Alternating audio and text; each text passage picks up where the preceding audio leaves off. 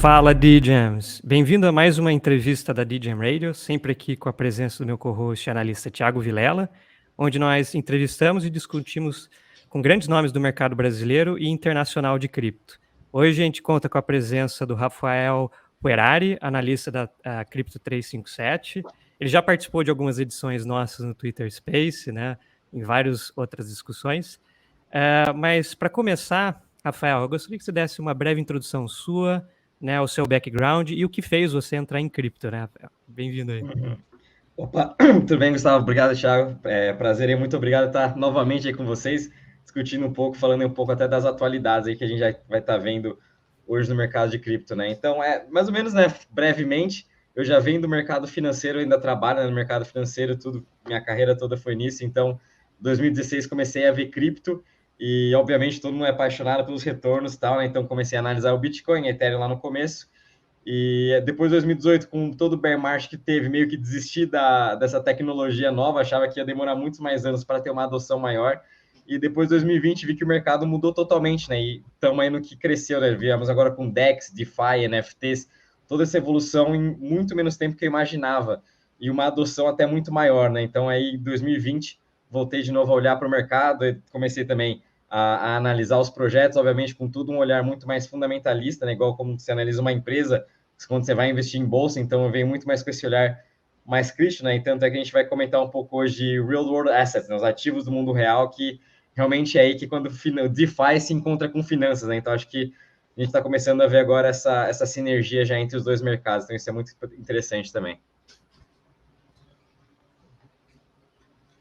Pô, massa, legal. É a interseção, né, de DeFi com TradFi, é onde eles se encontram. Rafa deixou de ser um analista de TradFi para ser um Digen agora. Com certeza, né? Então, para começar aqui, eu queria falar um pouco sobre as atitudes da SEC com os processos contra a Coinbase e contra a Binance lá nos Estados Unidos. Eles mostraram eles já vinham mostrando há anos já uma postura meio anticripto, mas dessa vez eles meio que escancararam, eles foram direto, foram em cima, processaram logo as duas maiores exchanges do mercado, e são duas empresas que têm força para brigar na justiça. E, para quem não sabe, processos na justiça são bem caros, principalmente esse tipo de processo. Então, protocolos pequenos, empresas pequenas normalmente sofrem, e são esses que a SEC vai atrás normalmente, mas dessa vez eles foram atrás dos chafões, digamos assim. E aí, Rafa, eu queria que você comentasse um pouco sobre isso, sobre essa atitude da SEC de ir logo contra os dois principais players do mercado. Isso aí eu acho que também não foi muita surpresa de quase ninguém, né, no mercado que a gente está acompanhando o ano todo.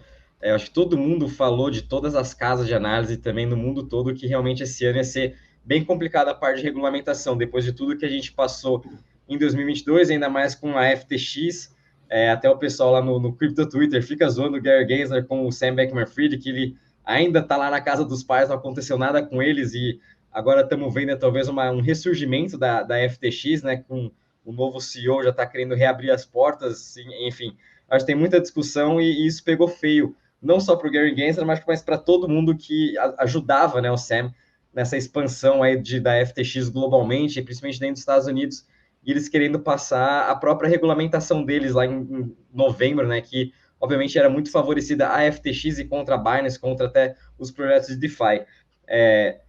E além do mais, esse ano a gente já viu a Kraken também, achava que ia até espiar, desculpa. Então a gente viu também ali a Kraken já até pagando uma multa contra a própria SEC. A gente também está vendo outros projetos menores sofrendo e trazendo até medo para todo o mercado, né? E muito diferente que a gente vê na parte de Hong Kong até, que a gente escutou bastante também sobre essa expansão que eles estão tendo.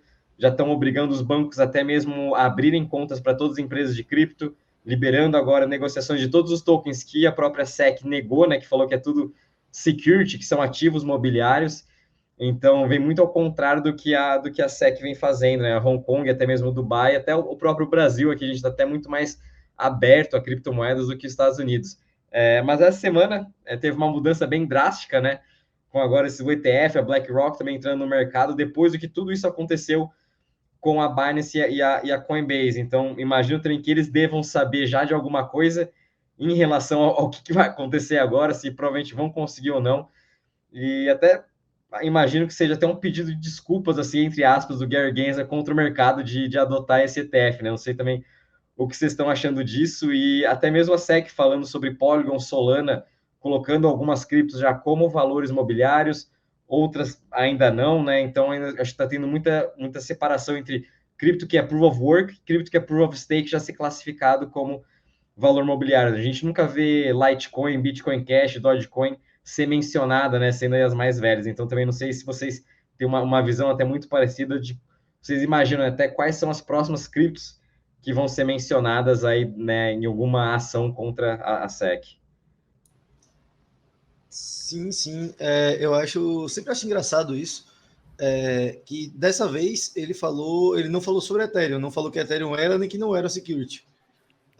Pelo testemunho dele há um tempo atrás, lá no Congresso, ele com certeza acha que é uma security, mas ele não tá tendo coragem, acho que, de ele não tem coragem, falar. né? Ele não tem coragem, até pelo histórico passado dele, quando ele dava aula sobre cripto e blockchain no MIT. Tem vídeo dele estilando Algorand, que, se eu não me engano, eu não conheço muito o projeto, mas ele funciona de forma similar a Ethereum. Chega a ser um fork da Ethereum ou não? A Algorand é um Proof of Stake, né? Mas eles usam até um sisteminha de chardeamento, mas é um outro projeto de Proof of Stake. Sim. Que aí falar de construir Uber descentralizado e tal, toda aquela balela que a gente via em 2017, de querer botar tudo on-chain. E eu acho que hoje ele se colocar na situação de chamar Ethereum Security publicamente, ele poderia arranjar um problema para ele. Mas, voltando para esses tokens mais antigos, realmente eles nunca mencionam. E o engraçado é que, tipo assim, esses tokens só têm perdido valor se você comparar com os meios, com Bitcoin e com Ethereum principalmente. Esses são os dois benchmarks para mim. E outros tokens que oferecem soluções promissoras, que estão agregando ao mercado, que foi o caso de Solana e do Token Matic da Polygon, eles estão atacando como forma de querer meio que censurar, sancionar o mercado. Então, eu concordo bastante com o que o Rafa falou aí. Eu acho que é um comportamento muito esquisito e que vai de encontro com o que eles deveriam fazer, que é proteger o investidor e favorecer a formação e ajudar a formação de capital, que são as duas missões da SEC. E ele atrapalha nas duas, atacando esses projetos e deixando o Litecoin, Bitcoin Cash, Bitcoin SV, os forks do Bitcoin e Dogecoin, basicamente. Eu sigo bastante essa lógica, né? Porque, como o Thiago mencionou, o próprio Guy Gensler, ele era professor do MIT, ele tinha a aula dele que é de graça, né? Você vai no MIT Open Course, são horas e horas explicando sobre o funcionamento do Bitcoin. Então, ele já é meio bias nos protocolos de Proof of Work, porque na visão dele se aproxima de um sistema de commodity, que você tem que oferecer trabalho, mais infraestrutura, é algo mais competitivo. E quando você entra ali no aspecto de Proof of Stake, ele já tem uma visão de que é mais próximo a security, porque você não está fazendo nenhum trabalho, você envia seus tokens, trava e ganha uma recompensa com isso, né? Tanto que ele menciona aqui no SEC Charge aqui, do sistema de staking as a service da Coinbase. Então, mais uma vez, ele observando e sendo contra esses sistemas de Proof of Stake, porque na visão dele, tecnologicamente é mais próximo de uma security. Então, na minha opinião, a única maneira de a gente vencer essa discussão não vai ser na via apenas dos reguladores. Os reguladores sempre vão ser anti-cripto, pró-regulação, pró-estado, porque seria quase paradoxal, né? A vitória vai vir da onde? De você, através ali da política, fazendo às vezes um lobby, ou eventualmente votando nas pessoas que fazem parte ali do Congresso, de lutarem contra os próprios reguladores, né? Então, o MIT ele tem um histórico muito grande de ser contra o mercado, pelo menos nos Estados Unidos, né?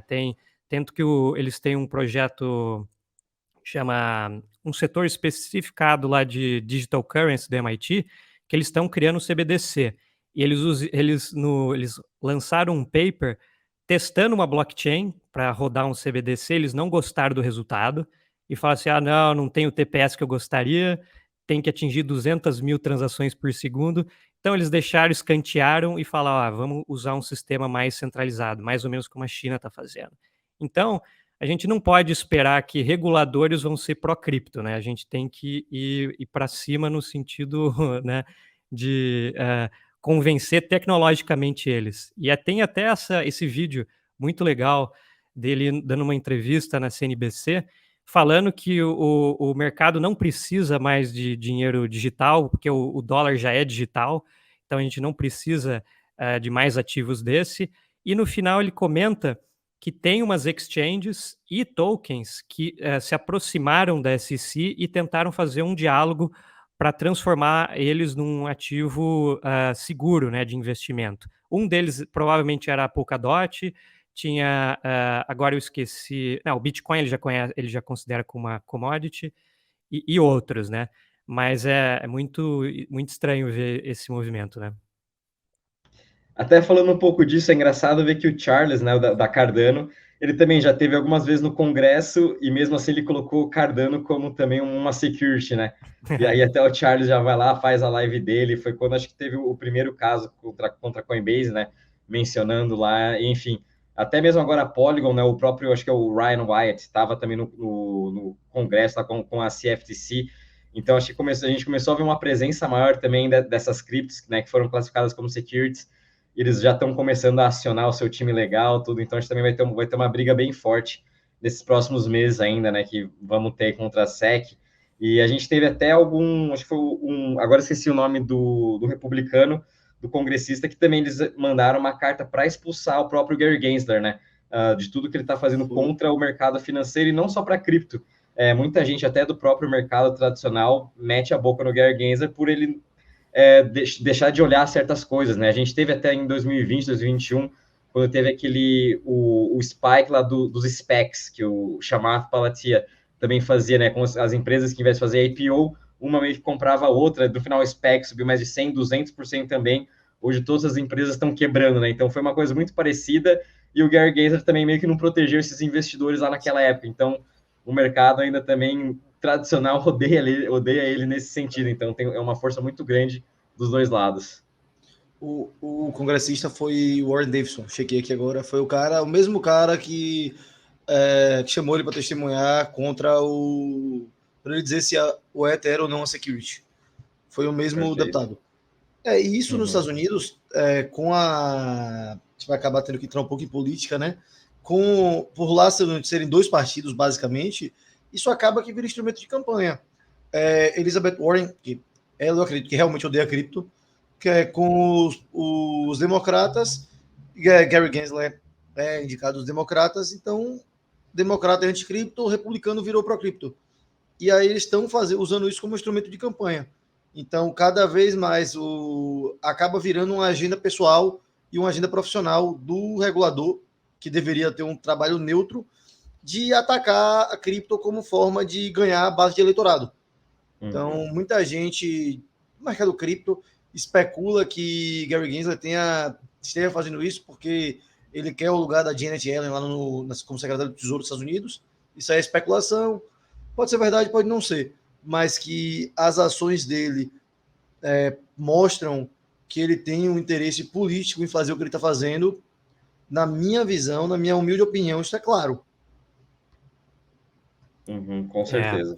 E o efeito colateral aqui, né, Rafa e Thiago, que você tem a delistagem da Robinhood. O Robinhood é um serviço ali muito conhecido por os famosos sardinhas aí em cripto e no mercado tradicional, que a galera baixa, é um aplicativo e você consegue fazer trades, seja nas exchanges tradicionais, com ações e tal, ou com cripto.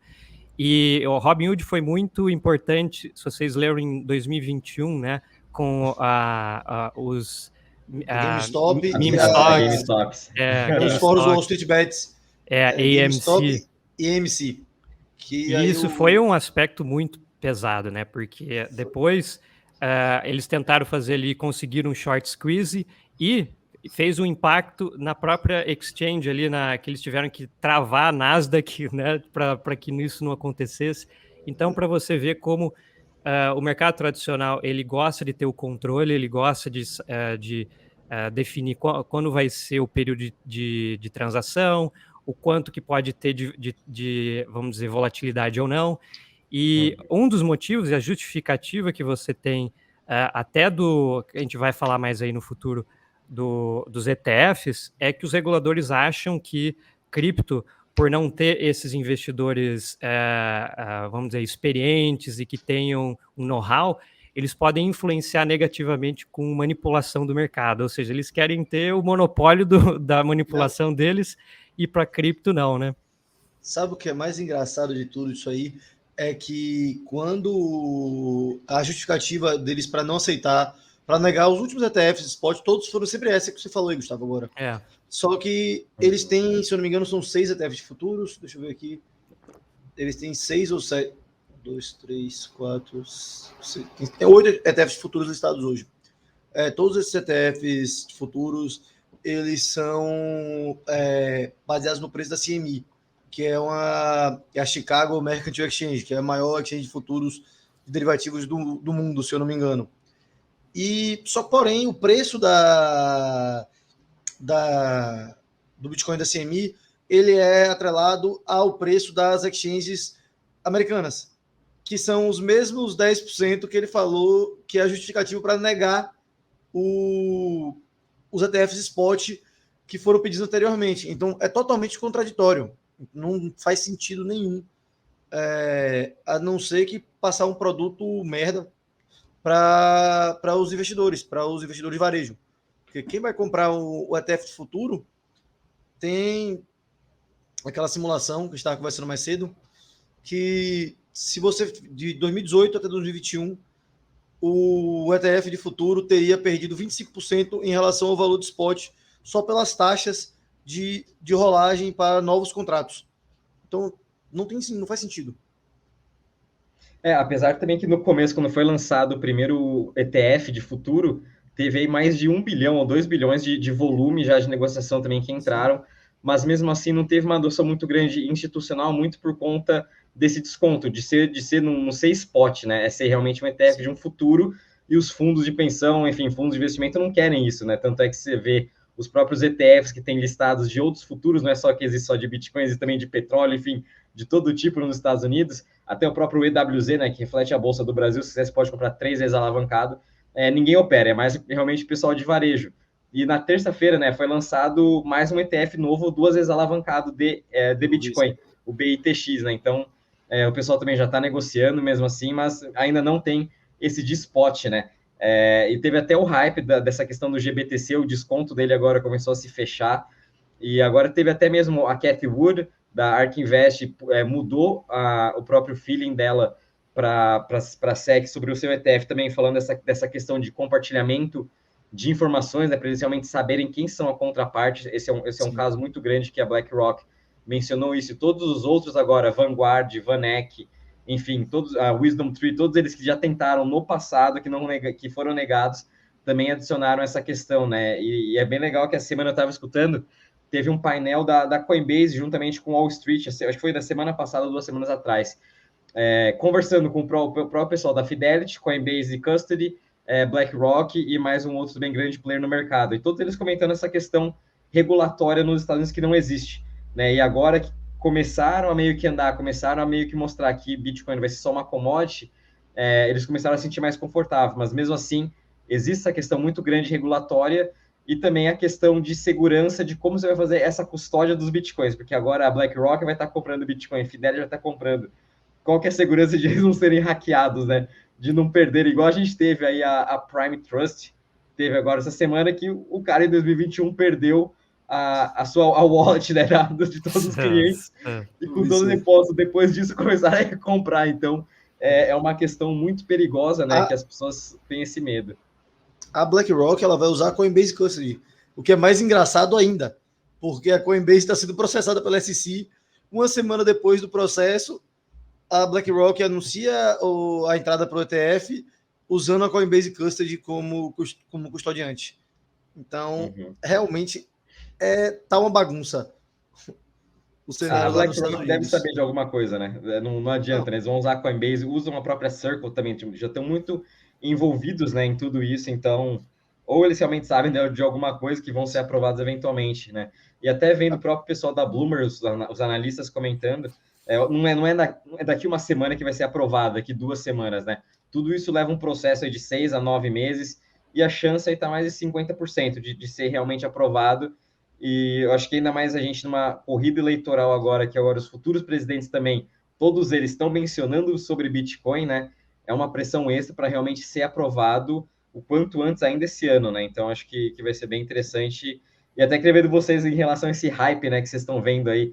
Óbvio que as altcoins aí estão em queda muito mais forte por conta da Robinhood, enfim, esse sell-off que a gente está tendo, e o Bitcoin se mostrando mais resiliente, né? Mas vocês continuam achando, né, que ainda mais com a narrativa de halving, essa parte do ETF vai ajudar a ter, impulsionar o mercado mais ainda, e quem sabe voltar acima dos 50, 60 mil, ou ainda não, né? Eu acho que vai ser meio que nessa questão. Cedo ainda. Eu acho que está cedo ainda. Antes de falar isso, eu queria voltar um pouquinho no tópico atrás da Robinhood, para frisar a não proteção dos investidores por parte da SEC. A Robinhood, para quem não sabe, você podia negociar cripto, porém você não pode sacar para a sua wallet. Vai da mesma forma que funciona na XP aqui, da mesma forma que funciona no Nubank. Então, quando ele delista os ativos, não tem opção de sacar para a carteira e você fazer custódia própria. Eles são obrigados a vender. E esse despejo aí, muito do sangramento das altcoins que mais sangraram, que me vem na cabeça agora é Matic e Solana. E muito vem da antecipação desse movimento. E aí isso aí junto com o FUD da Celsius, e enfim. E aí voltando para o preço do Bitcoin, eu acho que ainda está cedo para dizer. Primeiro que o mercado ainda não tem, está com pouca liquidez.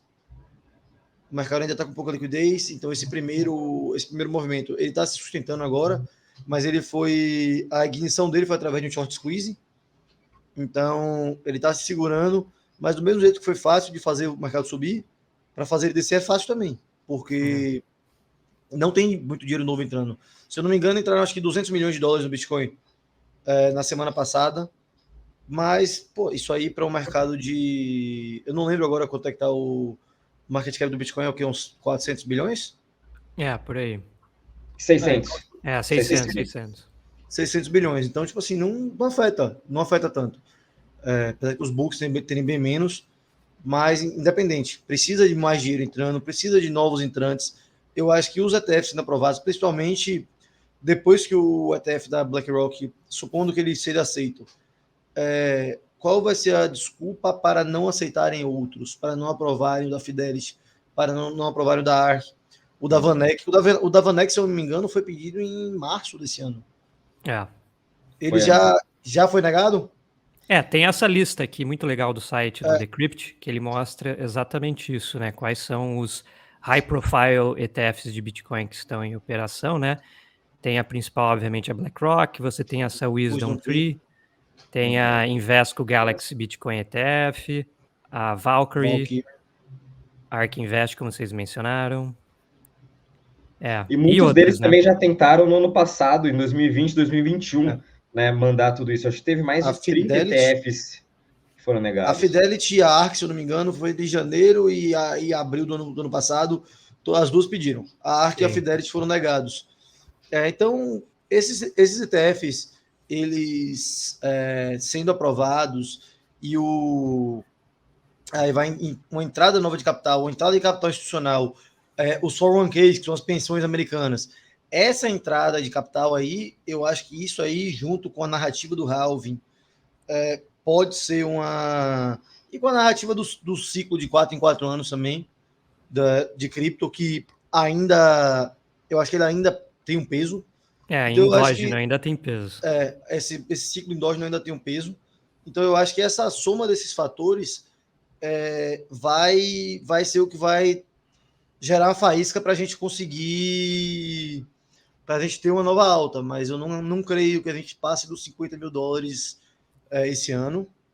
E ano que vem eu realmente não sei. Acho que isso é possibilidade, mas eu acho que a gente tem que observar as movimentações ao redor do que está acontecendo para isso. Vai ter a ver com queda de taxa de juros, uma recessão, se tiver uma recessão muito agressiva nos mercados internacionais.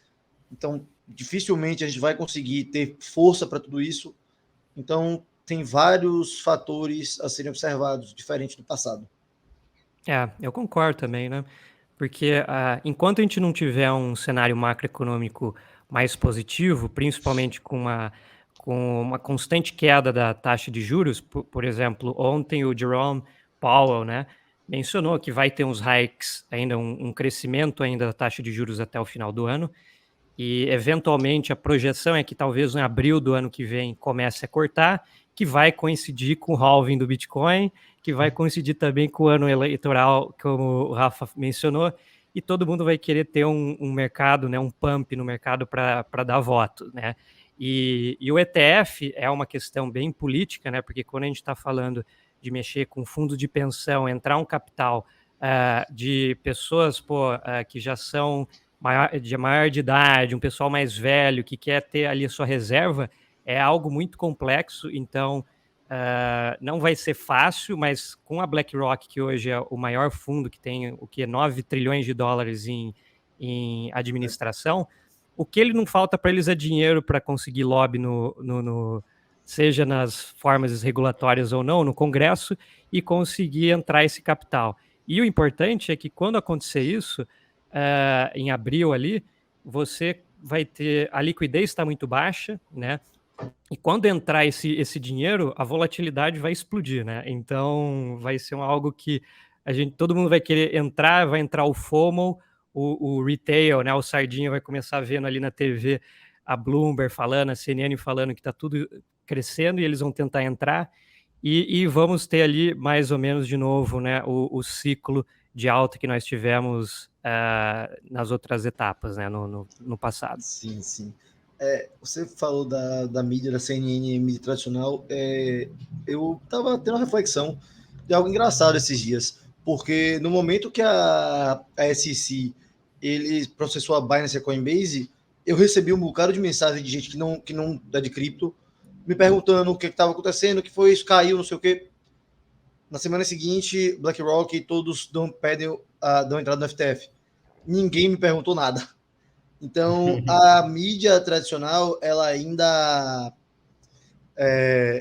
divulga muito as notícias negativas e os tempos de euforia. Então, os estágios de pré-euforia, de antes do mercado começar a ganhar atração para quem está fora de cripto, normalmente a mídia tradicional não vem. Não dá tanta visualização, não é um assunto tão sexy enquanto notícias negativas ou quando o mercado já está perto de um pico eufórico. Perfeito. Você tem mais um comentário aí, Rafa, do que você acha desse movimento aí da BlackRock e de outros ETFs? Eu acho que eu até comentando uma parte do movimento global, que essas últimas semanas não foi só a BlackRock, a gente viu isso, né? A gente viu também o Crédit Agricole lá na França, o próprio Banco Santander, junto com o Crédit Agricole, perdão, fazendo também um próprio sistema deles, que vão começar a oferecer cripto. Tem o Deutsche Bank na Alemanha também, que vai oferecer. Hong Kong já está muito mais aberto, o HSBC de Hong Kong já vai estar oferecendo os ETFs, né? Então, a gente está vendo essa adoção realmente global, né? Aqui no Brasil, também agora a B3 criou um Crypto as a Service anteontem, perdão, foi anunciado isso. Vão criar também agora até uma plataforma de tokenização, e eu acho que até trimestre que vem vai ser lançado futuros de Bitcoin e Ethereum aqui no Brasil. Então a gente também está vendo uma adoção muito forte vindo para cá. O Banco Itaú também fazendo parte da BC Cripto. Então o meme, né, que as instituições estão vindo não é mais um meme agora. Realmente elas chegaram e vão começar a oferecer para todos os clientes, mas eu também acho que vai demorar para ter um pouco dessa adoção, né? O pessoal, eu acho que do Banco Inter vai ser o primeiro banco a se cadastrar nesse Crypto as a Service da B3 aqui, né? Então, os 27 milhões de clientes do Banco Inter vão começar a ver agora cripto ali no aplicativo deles, né? Mas quantos deles realmente vão lá comprar 100, 200, 300 reais, vão colocar uma porcentagem ali em Bitcoin, né? E não sei, eu acho que na minha imagem vão olhar para, putz, não posso me alavancar 50 vezes igual na Binance, então não vou querer comprar, né? Não vou conseguir especular. Talvez um ou outro vai começar a comprar, mas acho que realmente vai demorar um pouco, né? A gente pode ver até o mercado Bitcoin, que tem ali o mercado pago, né? Dentro do aplicativo também, milhares de brasileiros usam, mas a gente não viu muita adoção disso daí de cripto. O BTG lançou a Mint, acho que começou a pegar agora um pouquinho, né? A XP também, converso com os amigos que trabalham lá, tudo num... Da Xstage, né? Xstage. Isso. Eles têm lá também não tem muitos clientes que perguntam nada, né? Então acho que vai demorar um pouquinho realmente para a gente ter um pouco mais dessa adoção das pessoas começarem a pensar como investimento, né? Outra coisa que se for das instituições é essa exchange nova nos Estados Unidos, que segue uma linha parecida, que é a EDX Markets. EDX.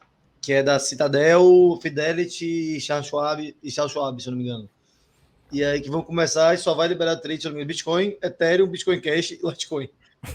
Só os... Aqui na bolsa também, né? Vamos colocar o Litecoin, Bitcoin, Ethereum e Ripple, né? Pô, os caras não conhecem, será que não conhecem outras, né? Enfim, não sei como eles também pensam. Eles falam padrão dessas, terminal da Bloomberg, né? O que tá no terminal da Bloomberg é a verdade ali, né? Então, se não tiver no terminal deles, então, né? Que normalmente são só os Proof of Work, agora Ethereum, que é o primeiro aí Proof of Stake, mas assim... Isso aí é... E o foda disso aí é porque... eu não sei vocês, mas eu quando entrei no mercado, não sabia nada, né? Eu não sabia nada tipo, de mercado financeiro, de finanças também, não entendia. Aí via o Bitcoin, via lá, pô, a Ripple tá aqui, top 3, deve ser boa. Bitcoin Cash, aí o pessoal vinha e falava, não, o Bitcoin é mais barato.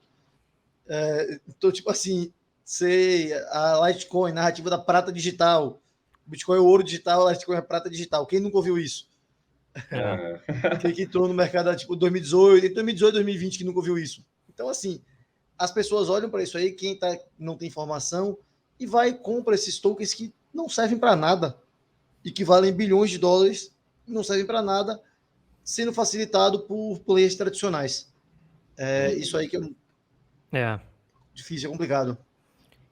Pegando aqui o gancho do que o próprio Rafa falou, essa notícia aqui da Hong Kong criando um ambiente regulatório muito mais positivo, né, para cripto.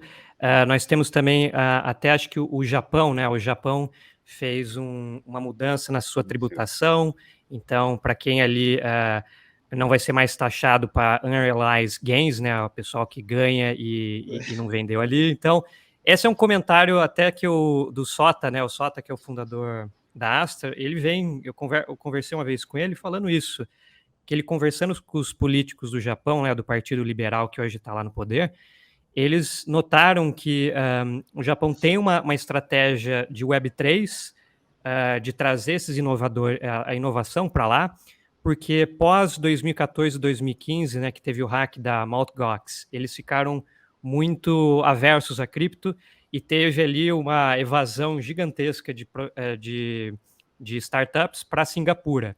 E agora o Japão viu que não, na verdade nós temos que facilitar a entrada desse capital, e aí esse é um movimento dele, né? Agora o movimento Hong Kong, Singapura, ou seja, a gente está observando um padrão, uma tendência de que enquanto os Estados Unidos está contra, a Europa está sempre ali em cima do muro, a Ásia ela está abrindo espaço para todo mundo entrar lá, né? Sim. Estão vendo a oportunidade, né, de tentar atrair capital financeiro e capital intelectual. É uma forma de rolar um flip de potências. Foi assim que os Estados Unidos conquistou o lugar dele como potência mundial, quando abraçou a Revolução Industrial, lá com o modelo Fordismo, a indústria automobilística, e depois com os mercados de tecnologia.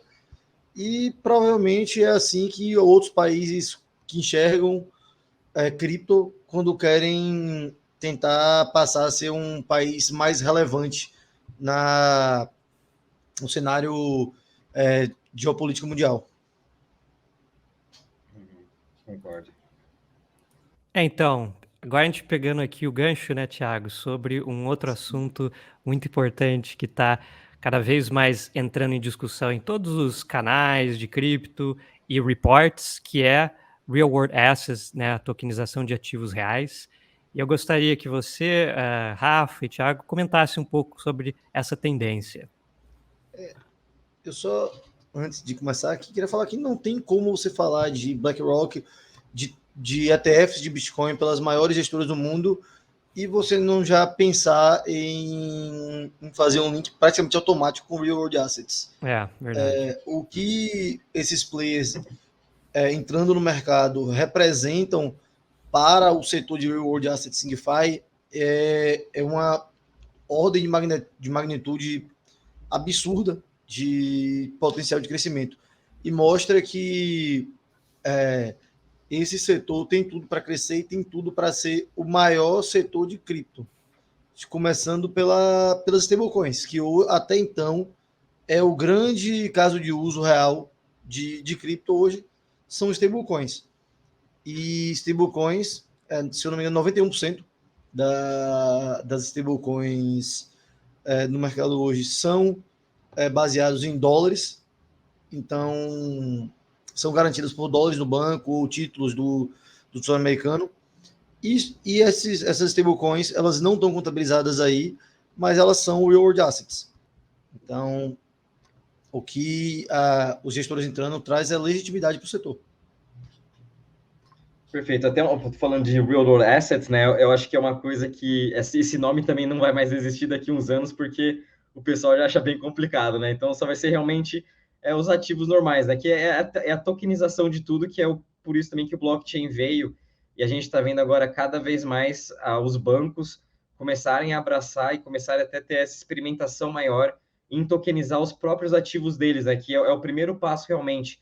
Você pegar uma stablecoin e você trazer ela on-chain, né? Que é o SDC, o SDT está fazendo. E a gente até estava conversando antes um pouco da DAI, né? Que é aí a stablecoin descentralizada, que ela possui o maior ativos de mundo real, né?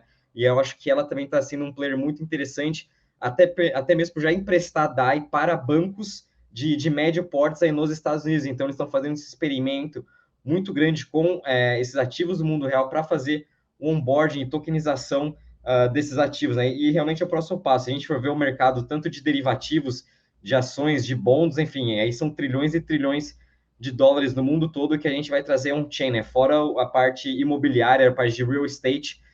A gente começou a ver agora, né, a criação de empresas que estão tokenizando apartamentos, que estão vendendo apartamentos aí no OpenSea, até tudo em formas de NFT. Então é um mercado gigantesco que começou a ser explorado agora, né? E é bem interessante essa primeira tabela aí que o Gustavo já está mostrando, que são os principais projetos na parte de crédito que a gente está vendo, né? Que está aí o Ondo, Maple, Goldfinch, né? São grandes projetos, e é interessante ver até ali no mapa que eles estão no mundo todo, né?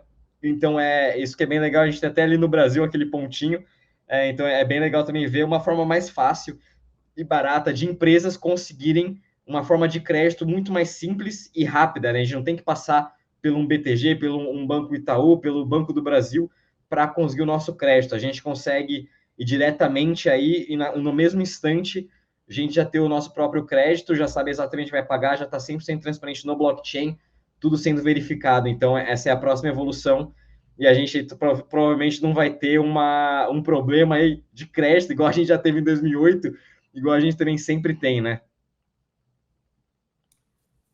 Exato. Eu acho que o primeiro passo, como o Thiago mencionou, a gente já tem um real world asset, que é a stablecoin, né? Tanto que você tem que ter a comprovação do proof of reserve de que o que você tem de mintagem dos tokens de stablecoin tem que estar lastreado num banco. Alguns aí, a gente viu o caso recente da USDC, né, quando teve ali a falência do banco da Silicon Valley, foi um problema. Então, essa experiência a gente já está tendo, né, de tokenização, mas com certeza o primeiro passo vai ser de ativos financeiros, né, porque é mais fácil. Então, imagina a complicação que vai ter no sentido de tokenizar e fracionalizar, sei lá, um apartamento em Manhattan. Imagina o quanto de gente que vai tentar entrar nisso daí. Sabe e o no que é mais Brasil engraçado? também... e também tem a questão do cartório, né? Você vê no Brasil, quando você vai lá, tem que transferir a sua escritura, vai ter uma resistência política, econômica muito grande para esses ativos mais difíceis de tokenizar. Financeiro já está um pé no digital, né? Mas fazer essa tokenização de fazenda, apartamento, vai ser mais complicado, mas que eventualmente vai acontecer, né? E bem legal isso. O que é mais engraçado é que é o segundo setor de real world assets com mais ativos é o de mercado imobiliário. É o setor que mais, o segundo setor tem maior TVL, depois de operações financeiras, se eu não me engano, não sei se são securitizações, mas deixa eu conferir aqui. Só que o setor de real estate, fora de stablecoin, na verdade, ele é o maior setor real estate. É real estate, depois clima, que é crédito de carbono, aí bonds e ações do mercado americano, crédito, mercado emergente, produtos financeiros, trade, colecionáveis, agricultura, produtos financeiros baseados em distribuição de receita e infraestrutura física. Essa é a ordem. Não, desculpa, de protocolo isso aí. A ordem de protocolo, de projetos. Tanto que nós temos também aqui, né, o lance aqui da DeFi Llama, né, onde tem uma visão de quais são os principais protocolos em TVL. Ali o site anterior que a gente estava demonstrando tem um dashboard mais com visual melhor, mas aqui se destaca a Ondo Finance, né, que é esse protocolo aqui, ó, onde você pode acessar aqui Ondo.finance. E o interessante, quando você conecta aqui a sua carteira da MetaMask, e aí você tem essas opções de fundos, né? Aqui, ó, tem o Money Markets, tem US Treasuries, né? Que dá aqui um APY de 4,85. Aí você clica e vamos dizer assim, esse ativo aqui é permissionado, né? Então você tem que clicar nesse botão aqui, Contact Us, e fazer o clássico KYC, né? Que eu já estava comentando antes aqui com o Rafa, de que esse é um movimento, né? De que os ativos tradicionais eles vão seguir uma política tradicional de KYC, anti-money laundering, e talvez seja uma espécie de Web 2.5, né? Mas o interessante é que também tem os fundos despermissionados, que é o caso aqui da Maple. A Maple tem esse aqui, ó, o Credit USDC e o M11 Credit do Rapid Ethereum, né? Então, é legal você ver essa mescla entre algo regulado e não muito regulado, né? Uhum. E até interessante também é uma forma de a gente diversificar o nosso yield da própria stablecoin, né? Ao invés de deixar, sei lá, somente na Aave ou fazer alguma estratégia na Curve, enfim, qualquer outro protocolo de DeFi, até de uma forma um pouco mais segura, você emprestar talvez esse dinheiro para alguma grande empresa, enfim, você pode depois fazer sua análise aí, também tanto na Ondo até na Centrifuge, tem diversas outras empresas que a gente pode estar emprestando com yield até maior, né? Então, é uma forma de diversificação aí de quem gosta em ativos de mundo real, né? Que querer também tá analisando isso, é uma forma bem interessante de se fazer, né? Mas eu também concordo em que muitos desses ativos do mundo real que estão vindo on-chain vão ter que ter seu KYC, vão ter que fazer AML, vão ter que saber com quem que é essa contraparte, né? Muito disso é das regras que já existem hoje no mercado. E a gente está vendo um pouco desses experimentos até que a gente viu o JP Morgan junto com o Banco de Singapura, que fizeram uma operação de Forex, fizeram, né, o fork da Aave junto com a Polygon e fizeram uma transação de Forex, né? Nada mais é que também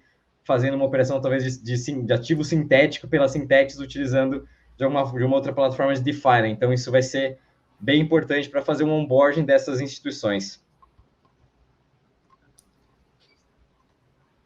Sim, eu concordo. Essas experimentações aí que estão começando a vir a público eu acho que vão se tornar cada vez mais presentes na nossa realidade de cripto. E aí, como vocês dois mencionaram, a questão do KYC e do EML vão ter que existir.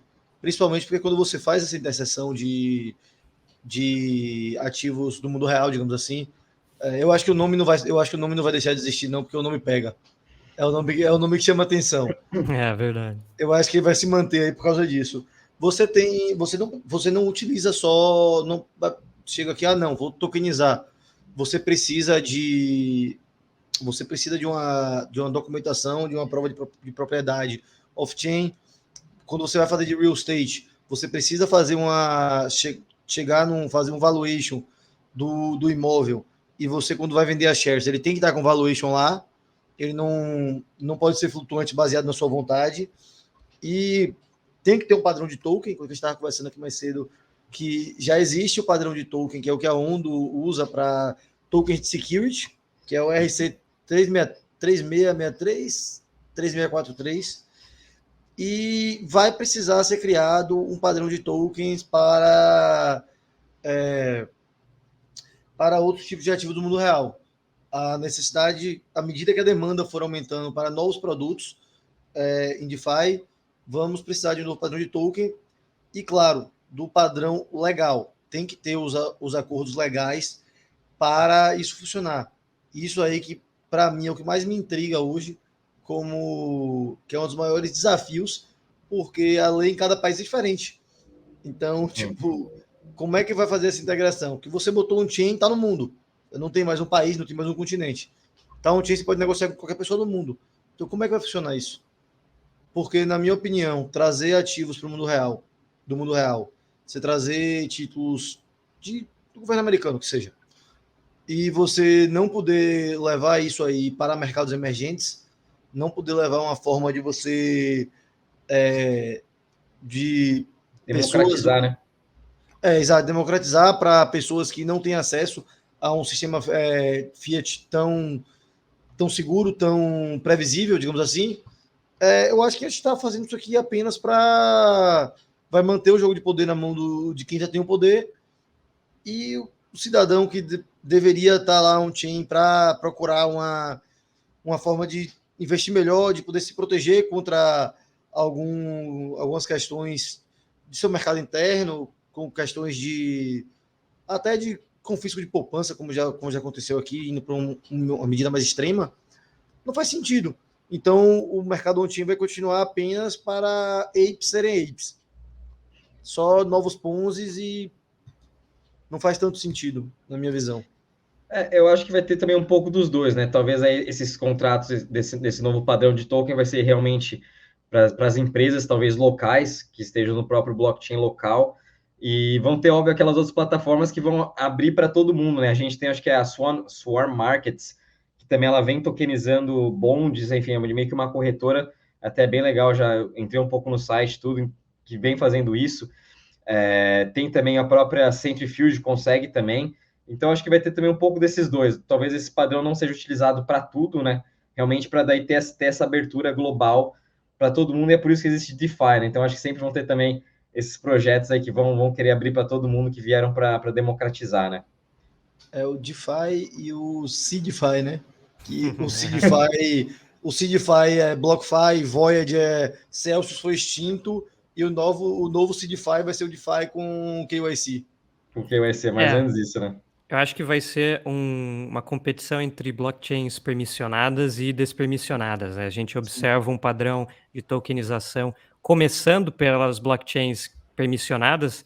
Aqui no Brasil, né, tem acho que a bolsa OTF, né, que eles estão tentando criar uma tokenização utilizando a R3 Corda. Tem a Hyperledger Bezo, que faz agora parte ali do projeto do Real Digital. Então, é uma discussão que eu acho que vai começar assim, principalmente, por exemplo, a Hyperledger Bezo utiliza EVM, então tem até um print da apresentação do Banco Central, onde eles colocam realdigital.sol, né, do arquivo Solidity. Então, eventualmente, para você fazer uma ponte no futuro entre uma blockchain permissionada e despermissionada, é relativamente fácil, né? Por isso que os reguladores eles vão primeiro indo nesse caminho, e eventualmente quando as blockchains públicas conseguirem ter vamos dizer, escalarem e terem transações, milhares, centenas de transações por segundo, que foi o caso que eu mencionei anteriormente, que o MIT viu que a blockchain que eles utilizaram não atingia esse threshold, entendeu? Então, eles estão querendo ainda atingir isso. Se não acontecer, eles vão acabar utilizando um sistema distribuído que não é blockchain, que é o caso da China, e também esse protocolo, que agora eu esqueci o nome que o MIT está utilizando, que é um sistema distribuído, mas não utilizando blockchain. Portanto, a gente tem que chegar, né, a transações mais rápidas, uma finalidade mais rápida e um throughput, né, um TPS muito maior do que a gente tem hoje. Eu acho que a Avalanche vai ser um grande player para fazer isso, já que ela tem todas as subnets, estão fazendo grandes parcerias também com os próprios fundos de investimento para tokenizar os ativos, a Polygon também com a Superchains, então acho que com a Wisdom Tree eles fizeram e a Avalanche fez com a Franklin Templeton, ou acho que foi ao contrário, agora até me esqueci, mas enfim, a gente está vendo os Nucoin fundos... com a Supernets, né? A Nucoin também do Nubank. Isso, Supernets, Então, acho que vai ter tudo isso, né? E eles vão começar a ter esse experimento. Aí eu acho que veio o caso específico, né, da Avalanche tentando englobar essa questão dos ativos de mundo real, que eu fico mais bullish até mesmo dentro dela, né? O próprio mercado financeiro, vamos ver como vai ser essa adoção dos fundos. Eventualmente, quem sabe muito mais outros vão começar a tokenizar os seus próprios ativos, começar a tokenizar as ações. Tem a Synthetics, eu gosto bastante, né? Que ela vem também querendo tokenizar cada vez mais as operações de bolsa, para depois a gente utilizar index, enfim. Acho que vão começar a vir mais experimentos agora, mas não sei também como que a SEC, ou enfim, as bolsas globais vão gostar de ver esses ativos sendo tokenizados, né? E sendo negociados em DEX aí sem nenhum KYC. Então, vamos esperar também até as DEX com KYC, que acho que até o caso da Dexalot, que é uma DEX na Avalanche, né? Que também ela é muito feita para as instituições. Então, vamos ver como vai ser essa parte. Isso aí de fazer trade de contrato de commodity ou de ações da bolsa, realmente eu acho que é um negócio, uma zona muito cinzenta. A Synthetic já tem isso há anos já. Inclusive, eu comprei em 2021, pouco depois do IPO, um pouco de ação da Coinbase através da Quinta, que utiliza a Synthetic como infraestrutura. A Gains Network também, a GNS, ela também utiliza, também tem ações e commodities. Isso aí eu acho que vai ser um negócio meio complicado para, tipo assim, projetos, principalmente dentro dos Estados Unidos, para se manter. A Synthetics, eu sei que hoje em dia eles são bem descentralizados, mas a base deles, se eu não me engano, é na Austrália. O fundador deles é da Austrália. Da Gains eu não sei de onde é. Mas isso aí são projetos que podem, no futuro, arranjar problemas com reguladores por causa da tokenização de ações. A Binance tentou fazer isso, a FTX também tinha tokenização, depois eles tiveram que tirar, né? Então já tentaram, não é uma coisa, mas realmente é uma para se pensar, né? Porque o que a gente mais está vendo é isso. As DEX querendo expandir, pegar usuários, óbvio que eles têm que estar listando essas ações, né? E essas ações, principalmente a Bolsa Americana, que é a maior bolsa do mundo, são um caso de uso real também principalmente para usuários voltando para mercados emergentes. Isso aí, como a gente aqui no Brasil, eu acho que é sempre interessante ter esse pensamento. Eu estava até conversando com um cara num Discord que eu participo.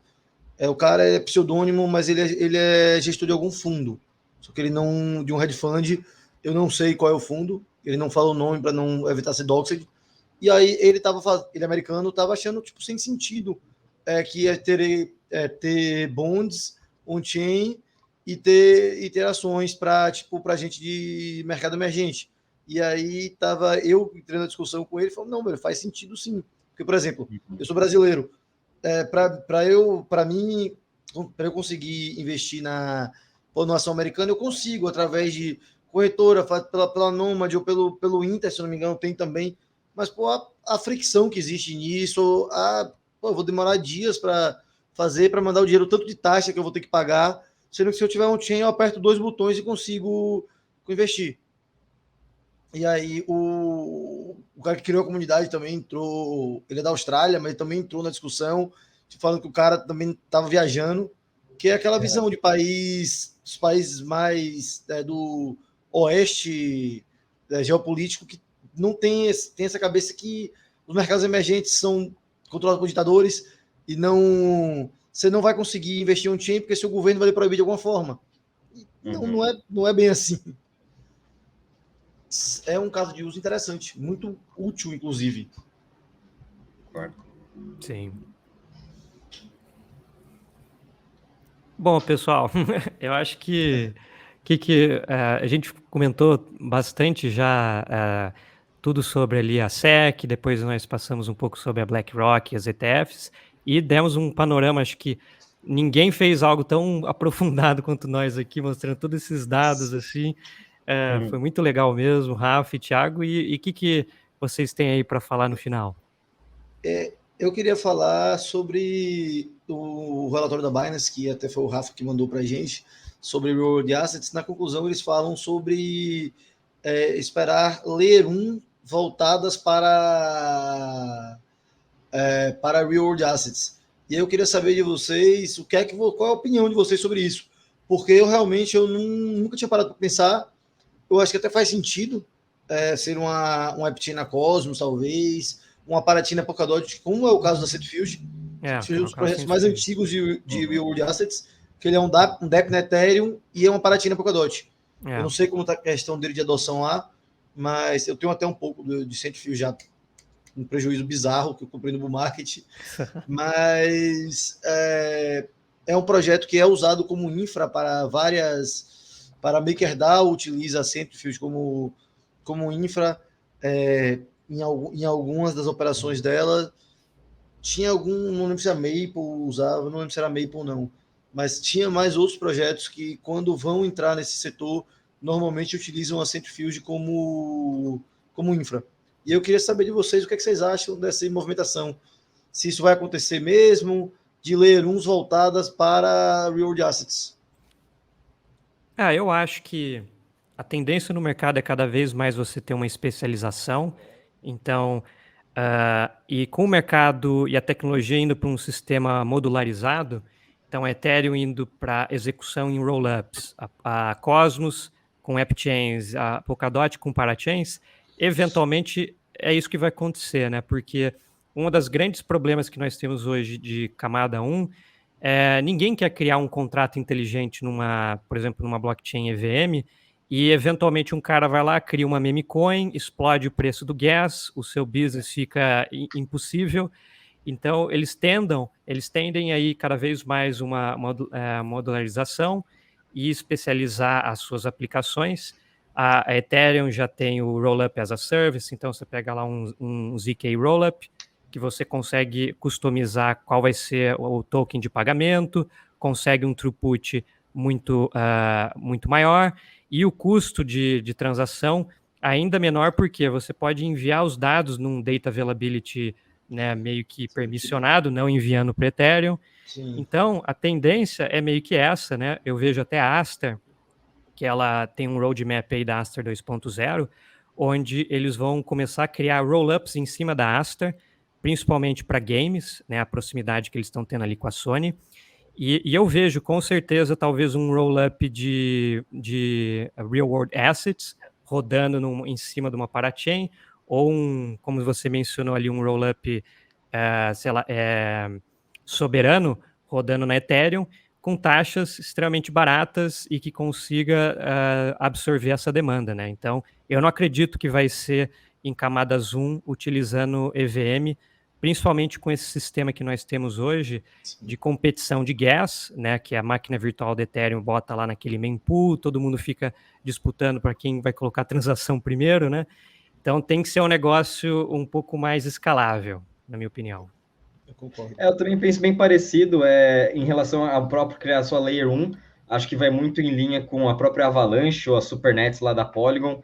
Quem sabe também Cosmos consegue entrar um pouco nisso, né? Polkadot, você falou, tem a Centrifuge.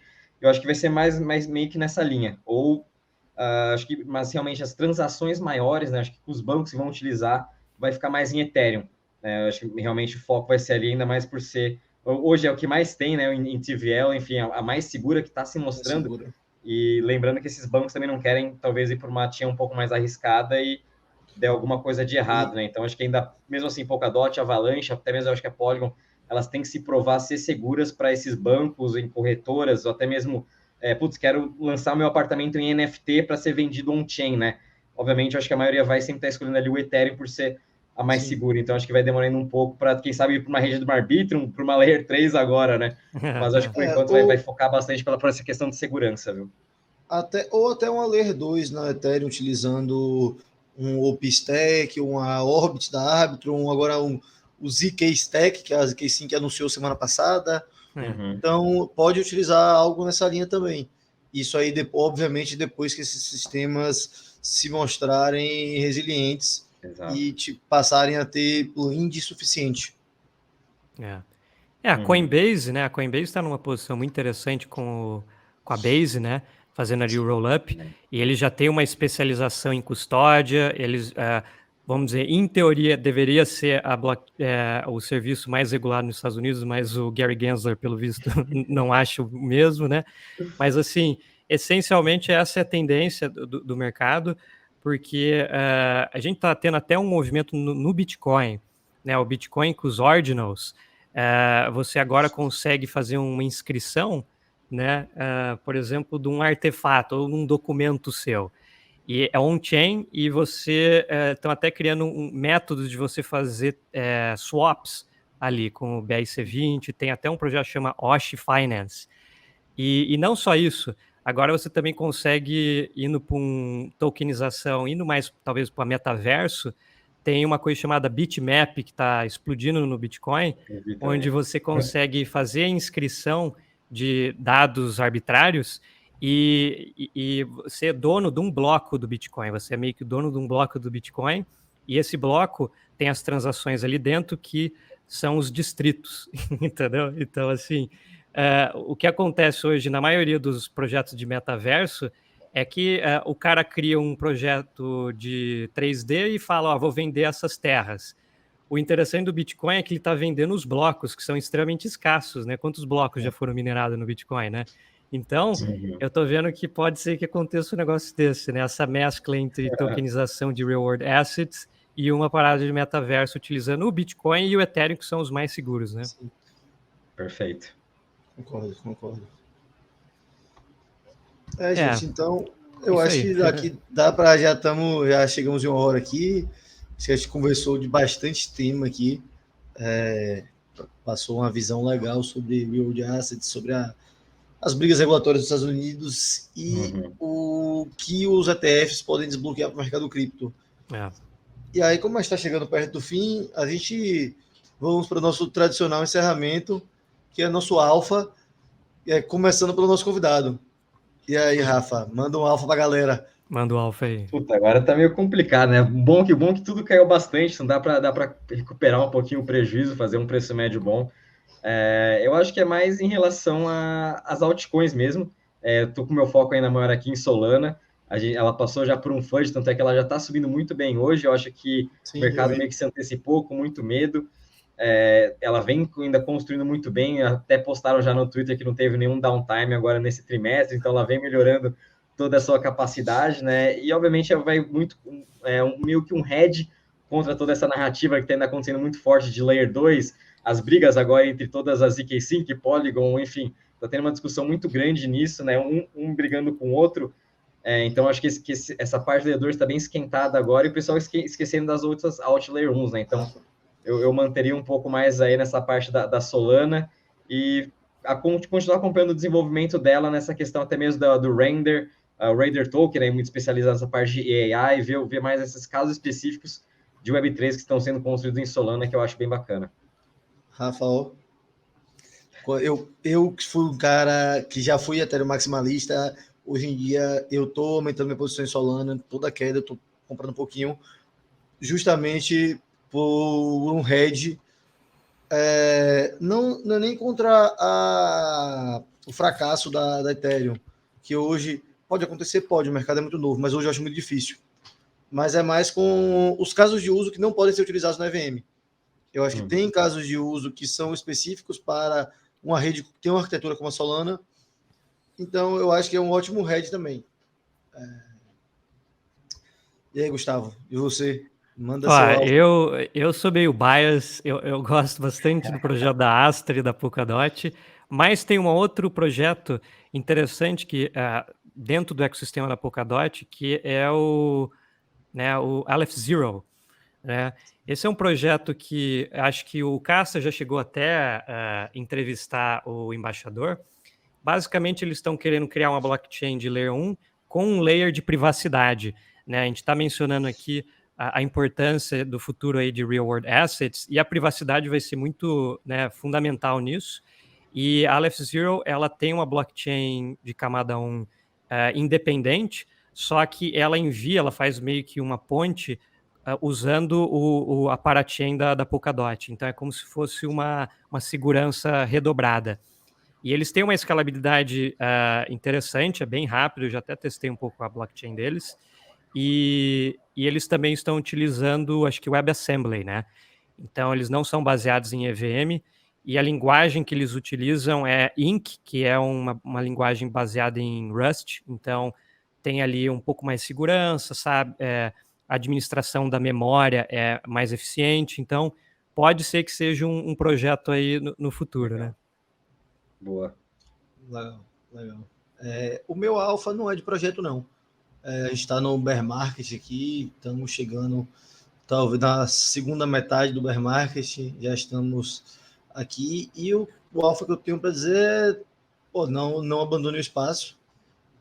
A riqueza em cripto é construída no bear market, e aproveitar esse tempo para adquirir novas habilidades, para conhecer pessoas do mercado, para estudar habilidades novas, caçar airdrops e tentar passar a entender a indústria, entender o mercado cripto de uma forma que você possa aproveitar ao máximo o bull market quando ele chegar.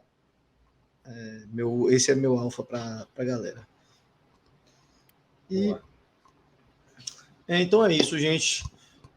Queria agradecer aí ao Rafa, que veio dedicar um pouco do tempo dele para trocar essa ideia com a gente. Sempre bom trocar ideia com você, Rafa. Queria muito obrigado também. Agradecer ao meu co-host, Gustavo, que está aqui toda semana tentando trazer o melhor que a gente pode para a galera. E é isso, pessoal. Nada disso aqui foi recomendação de investimento.